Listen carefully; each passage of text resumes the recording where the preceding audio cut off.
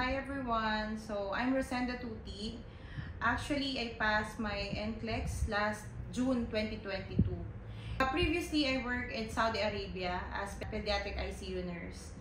And then, actually, I graduated 2011, batch 2011 from University of Makati. After that, I worked as an RN Heals for 2 years, community.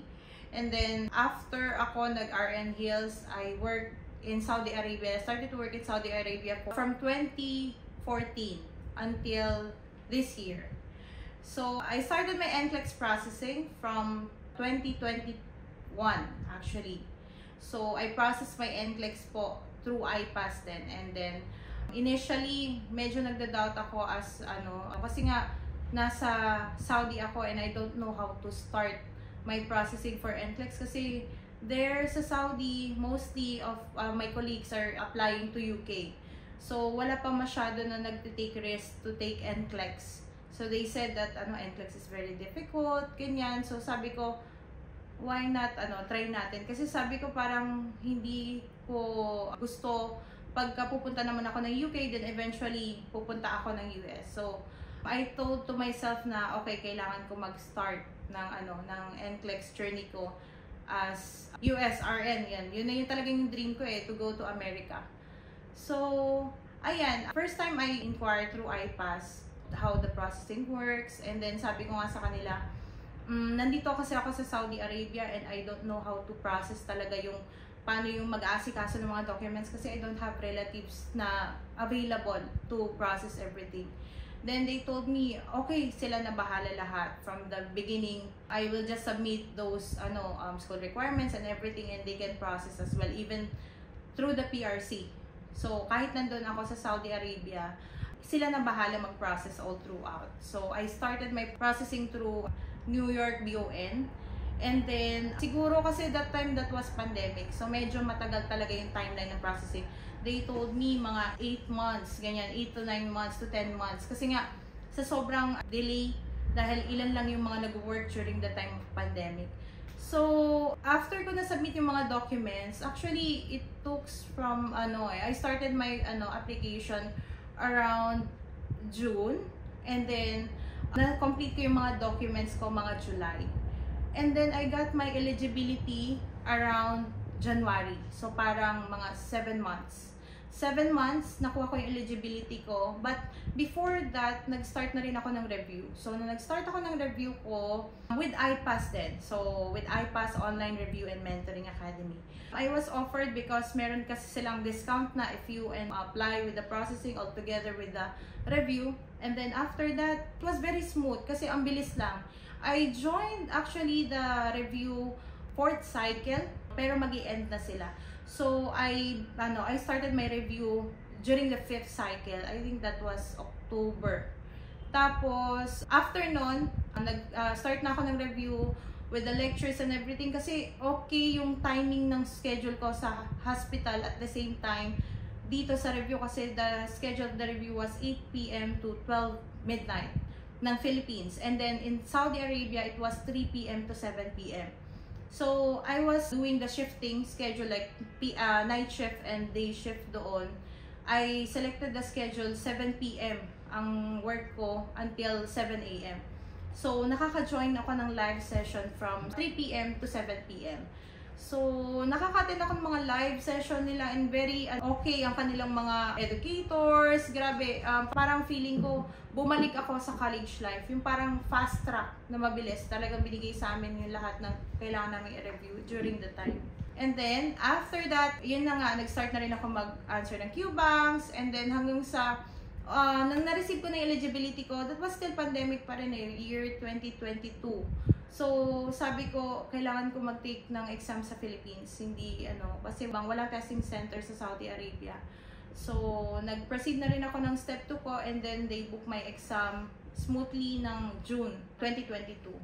Then, luckily, I passed at 1 take.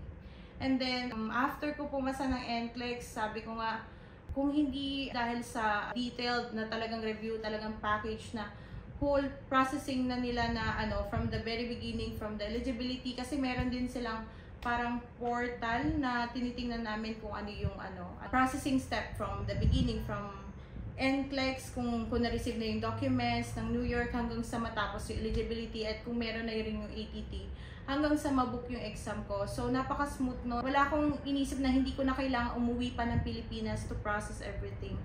And then saka lang ako umuwi ng Philippines that time nung mag-exam na ako. So ayun. And then by God's grace, nakapasa po ako ng NCLEX. And then after that, ayun na. Nag-start na yung aking American journey after that talaga. So, ayan, after graduation, nag-work ako as community health nurse sa Isabela. So, for 2 years yun, and then I decided na mag-apply sa Saudi Arabia as OFW nurse. So, I started working in Saudi Arabia from 2014, and then that time, I work in private hospital, which is the, parang ano lang siya small hospital, private hospital sa Saudi Arabia, and I work there as pediatric ICU.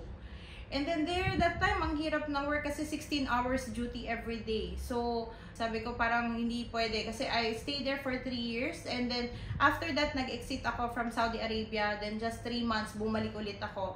And then, I worked naman sa government hospital, which is one of the best hospitals sa Eastern region, sa Dammam. Ayun. So, I worked there as pediatric ICU nurse then for almost 7 years then.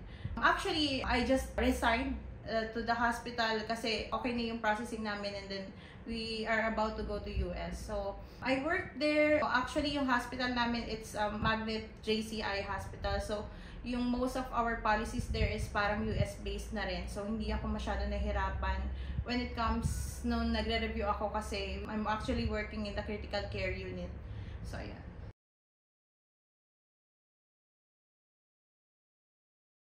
As an RN there sa Saudi Arabia, siguro it's kinda challenging because it's like a working away from your family.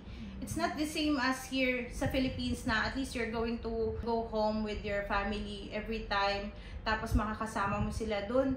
Ang kalaban mo kasi talaga homesickness And after that, syempre you're working alone there. I'm not with my family. So, medyo mahirap in the first time kasi parang mag-a-adjust ka muna sa culture nila. It's very difficult kasi you need to learn with their language, kagaya ng Arabic. So, kaya from the first time na ako na nagpunta sa Saudi, I don't know. Actually, konting English lang and then sabi ko, sige, bahala na. The always term that we are saying there, ana jadid. Ano mafi malum Arabic. That's the only thing I always mention to the patient. And then after that, working there for for how many years? Actually, naka 10 years na rin ako doon, mag-11 years na ako sa Saudi Arabia. So after ko nag-work doon sa kanila, and then parang feeling ko mas naging competent na ako. Kasi nga, yung hospital na pinag-workan ko ngayon is medyo complex, specialized hospital siya. So mas na-equip ako ng mga skills na dapat, which is kung ano yung standards din sa US. Ayun. Mahirap in a way na malayo ka sa family mo, pero thinking about na parang syempre ginagawa mo naman yun para sa kanila. It took sa sacrifice talaga para at least maka-earn ka ng Alam naman natin na mas maliit yung sweldo sa Philippines, being a nurse there. And then compare kung mag-work ka sa Saudi Arabia, which is free accommodation, free transportation. So ang problema mo na lang, minsan may food meal stop pa sila. So, ang problema mo na lang talaga is yung parang kumbaga extra allowances mo. And then, you will just send your full salary to them, no? Ganun lang siya. Ganun lang yung nagiging buhay namin doon. So, first few years, siguro mahirap, pero eventually, you will think about it na, okay, this is part of the na talaga. So, ayun, nakakamiss mag-work sa Saudi Arabia siguro kasi almost, parang more than, half of my life nandun na ako. And then, sabi ko nga, pero this is my time talaga to spread my wings naman to explore other country.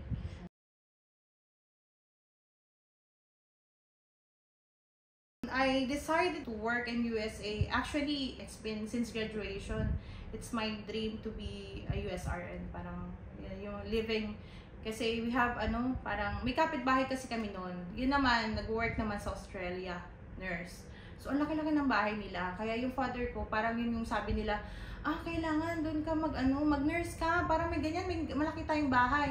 Isa naman sa US din, US nurse. So, sabi niya, yung anak noon, ni Manong sabi niya, nandun sa US, ganyan. Tama, ang laki ng bahay nila. So, dapat mag-nurse ka din. So, Actually, that time sabi ko, sige, parang gusto ko na talaga eh. Kaso during that time, mahirap kasi yung mahirap yung processing ng NCLEX. Hindi kagaya ngayon na even after passing NLE, you can start your journey agad. Makapag-NCLEX ka na agad-agad without even experience. Before kasi kailangan pa. And there is like CGFNS qualifying exam for you to pass before you and plus clinical experience pa. So sabi ko, hindi, mag-Saudi muna tayo as a stepping stone muna. So, ayun. And then, working there in Saudi Arabia na rin kasi, parang sa tagal mo na rin na nag-work doon, parang ando na rin yung habang, since I'm also married and, I have 2 kids, lumalaki na rin yung pamilya ko, the expenses there and then the salary, it's not enough na para to sustain daily expenses ng mga bata. So, sabi ko, for the kids din talaga, for their future, sabi ko talagang siguro this is the best time for me, And then, since pandemic hit, after the pandemic, doon namin naranasan kasi nga pati yung Saudi Arabia nagkaroon na rin sila ng crisis. So marami ng cut salary, may mga compensation na kami na hindi na nila binibigay because of that. Then sabi ko, I decided na kailangan ko na talaga mag-take ng NCLEX this time and hindi na dapat ako matakot kasi I know taking an exam again, it's like parang kumbaga parang sabi mo another mag-aaral ka na naman ulit going back kasi it was 2011 pa na nakagraduate ako ng nursing. So sabi ko parang hindi na siya parang mamaya hindi ko na alam paano ko magre-review ulit, paano ko alalahanin lahat ng mga concepts na yon. Pero sabi ko nga, kung hindi ko naman susubukan, hindi ko malalaman. So, ayun, doon ako nag-start talaga na mag-decide na mag-take ng NCLEX. The challenges that I faced during the time when I was working and at the same time nagre-review is yung schedule. So, I have to fix my schedule first. Yung bang, kumbaga, sabi nga nila, time management. Kasi, working in Saudi Arabia is really exhausting. Especially, nasa critical care unit ako, nasa ICU ako. So, each and every time, yung 12-hour shift na yun, hindi siya 12 hours. Technically, parang 14 hours. Kasama na dun yung endorsement natin. So, parang ang hirap i-juggle sa umpisa. Kasi parang pagod ka na eh. Nasanay ka na sa routine mo na after mo galing sa work, magpapahinga ka na. Tapos after nun, tutulog ka na or mag-chat-chat ka muna, mag-social media ka muna konti, mag-video call sa family. So, parang ganun yung naging routine ko eh. Then, nung nag-start na talaga ako, talagang sinubok talaga ako ng pagdating sa disiplina sa sarili kung paano ko i-manage yung time ko when it comes sa paano ko i-arrange. For example, talagang actually pinaglaban ko yung schedule ko. It was not allowed sa hospital ko na mag-straight night shift, pero sabi nga nila, di ba? Lagi ko sinasabi sa sarili ko, this is my mantra. Pag gusto, may paraan. Pag ayaw, may dahilan. So, talagang I tried my best. Naghanap talaga ako ng dahilan para sabihin sa kanila na I have to do night shift because I cannot work in day shift. And naman, hindi kasi pwedeng isabihin sa kanila the reason why. Nung na-fix ko na yung schedule ko na nagkaroon ako ng daily na night shift na duty, which is 7 p.m. to 7 a.m. sa Saudi. Tapos, dito, ang class natin is 8 p.m. to 12 midnight. So, 3 p.m. sa yun sa Saudi Arabia hanggang 7 p.m. Actually, minsan on the way, naglalakad kasi walking distance lang naman yung accommodation namin to hospital. Nasa loob lang naman siya ng vicinity. So, minsan on the way, bago pa ako pumasok sa work, nakikinig pa rin ako. Which is napaka-convenient sa akin ng recorded videos. And then live during that time. Kasi kung meron man akong na-miss out na kunyari papasok na ako at hindi pa tapos yung class, binabalikan ko siya kinabukasan. So, and I really discipline myself na talagang mag-aral ng 4 hours in a day. Kasi sabi ko, kung hindi ko yung gagawin ng 4 hours, parang masasanay lang ako na okay, mag-aral ako ngayon, bukas hindi, bukas ngayon. Pero hindi, nagkaroon ako ng goal, ng set talaga na minimum 4 hours. Hindi ka pwedeng bababa sa 4 hours. So, kailangan 4 hours mag-aral ka, Rosenda. Yan talaga yung inaano ko. Parang, kumbaga, kinompute ko yung 24 hours in a day ko. So, sabi ko, nag-work ako, sabihin natin, 12 hours. So, yung 12 hours na yun during the endorsement, kasama na yung 14 hours. So, technically, meron na lang akong 10 hours. Sabi ko, 10 hours na natitira. Eh, syempre, maliligo pa ako, magpe-prepare pa ako and everything. So, sabi ko, ilang oras na lang ako matutulog kung kukunin ko yung 4 hours ko doon. So, parang natutulog na lang ako everyday noon for 3 months ng 4 hours to 5 hours. Minsan 4 hours lang talaga. Which is usually naman sa Saudi Arabia, sanay na tayo eh. Masaya na nga tayo 4 hours to 5 hours na sleep. So sabi ko, sa umpisa mahirap, napakahirap talaga i-juggle, especially kung may mga personal errands ka. And during that time, my son is always sick kasi lalo na yung aking bunso. Palagi siyang nagkakasakit and palagi na hospital. So parang with your family problems pa, na syempre away from your family, mag-isa lang ako. So hindi ko alam sa umpisa talaga kung paano ko kasi nga gusto ko silang makausap, pero kailangan ko mag-aral. So talagang nagkaroon ako talaga ng time kung kailan ako makikipag-usap sa kanila, kung kailan ako mag-aaral. Kasi sabi ko, kung hindi ko naman to gagawin, who will start for me this one? I mean, who will do this? Sabi ko, ako lang din naman. So sabi ko, and during that time, after the pandemic, napaka-understaffing na namin. So, yung workload doon sa Saudi Arabia, instead of 1 nurse, parang 2 patient, ikaw na lang.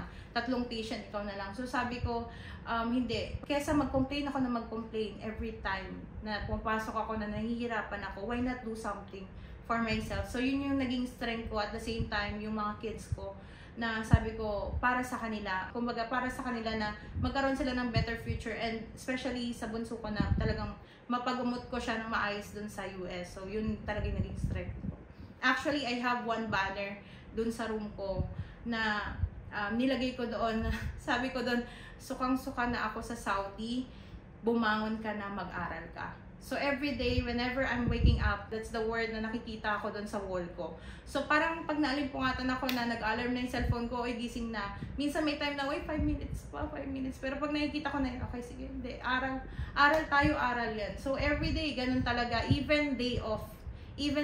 So pag day off, talagang specific yon. And then the rest of the day, ginagawa ko na yung mga personal errands ko. So it's a matter of talaga, yung challenges talaga is yung time management. Kung paano mo talaga didisiplinahin yung sarili mo pagdating sa pagre-review and working.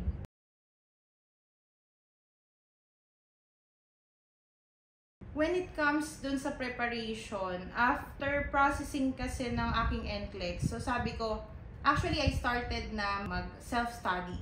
So sabi ko, okay, self-study ako. Pero during that first month, kasi I started my processing around June eh. During that first month, parang sabi ko, parang lost ako. Parang anong unahin ko, yung kapal-kapal nitong Saunders ko, lagi na lang akong first chapter 1 to 3 page. And I cannot, parang hindi ako na-move forward kasi parang feeling ko, pagka after 2 days, makikita ko, parang nakalimutan ko naman yung binasa ko the other day. So sabi ko, parang hindi ako, I'm not that much, book reader. Hindi naman ako sa pagbabasa lang talaga eh. So sabi ko, I need something na talagang makakapag-guide sa akin kung paano magsimula. Kasi mahirap and ako yung tipo ng tao na gusto ko yung may pumupukpok sa akin every time. May sa akin, may nagtuturo talaga sa iyo na okay, ito yung gagawin mo, para talagang yung drive ko, gagawin ko yan, tatapusin ko yung task na yan. So sabi ko, hindi, I need a review center. Kasi sabi ng iba, because of your experience, parang extensive na may experience mo, kaya mo yan, hindi mo na kailangan mag-review center. Self-review lang, YouTube lang, pwede na. Pero hindi, sabi ko, kailangan ko mag-review center kasi sabi ko, ayoko mag-settle. Parang sabi nga, don't settle for less. I don't like na mag-regret ako in the end. Nasasabihin ko sa sarili ko na, kasi nag-self-review ka, tapos ngayon nag-fail ka. So sabi ko, gawin na natin ngayon para isahan lang, para one time, one take lang, and then passes lang. Tapos yun. And then offeran din ako during that time ng IPAS na, okay, to join the review program. And nakita ko naman yung mga feedback sa YouTube and sa Facebook na maganda yung kanilang program, which is meron pa silang coaches na nag-guide talaga all throughout. My coach that time was Sir Mark Zaspa.